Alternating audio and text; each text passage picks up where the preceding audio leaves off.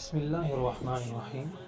جیسا کہ آپ حضرات کو معلوم ہے کہ ڈاکٹر ذاکر نائک حفظہ اللہ تعالی آج پاکستان پہنچ چکے ہیں اور اسلام آباد ایئرپورٹ کے اندر ان کا بڑا جوش و خروش سے استقبال ہوا۔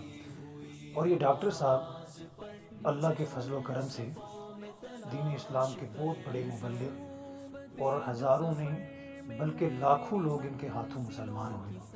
تو یہ دیکھیں، یہ اللہ رب العزت کی طرف سے کیا ہے، ایک بہت بڑی سعادت ہے۔ اللہ رب العزت نے ان کو ایسا مقام و مرتبہ دیا، لیکن کچھ ناعاقبت اندیش لوگ، یعنی کہ اپنے آپ کو مسلمان کہلانے والے، اپنے آپ کو یعنی کہ دین کا داعی سمجھنے والے، وہ ان کے خلاف بڑا پراپوگنڈا کر رہے ہیں۔ اور یہ پاکستان کے اندر بلکہ خصوصاً ایشین ممالک کے اندر ان کے خلاف جو پراپوگنڈا ہے کہ لوگوں کو توڑنا، ان سے کیا توڑنا، کہ یہ بندہ ٹھیک نہیں ہے، گمراہ آدمی ہے، نعوذ باللہ، اس طرح کے القابات سے ان کو پکارنا، تو یہ سراسر زیادتی ہے۔ آپ خود حساب لگائیں کہ ایک بندہ جس کو اللہ رب العزت نے اتنی توفیق دی ہو کہ اس کی وجہ سے ہزاروں نہیں بلکہ لاکھوں لوگ کے دین اسلام کے اندر آ رہے ہیں، لاکھوں لوگ اللہ کی توحید کی طرف آ رہے ہیں، رسول اللہ صلی اللہ علیہ وسلم کی رسالت کی طرف آ رہے ہیں۔ تو میری تمام اہل اسلام سے یہ گزارش ہے کہ وہ ڈاکٹر صاحب کو جہاں پر بھی ہیں ان کو سنیں۔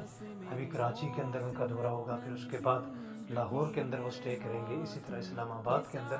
تو ہم سب کا فرض یہ بنتا ہے کہ ایک مبلغ اسلام کا، کہ جس کے ہاتھوں اللہ رب العزت نے اتنا کام لیا، تو ہم بھی اس سے مستفید ہو سکیں۔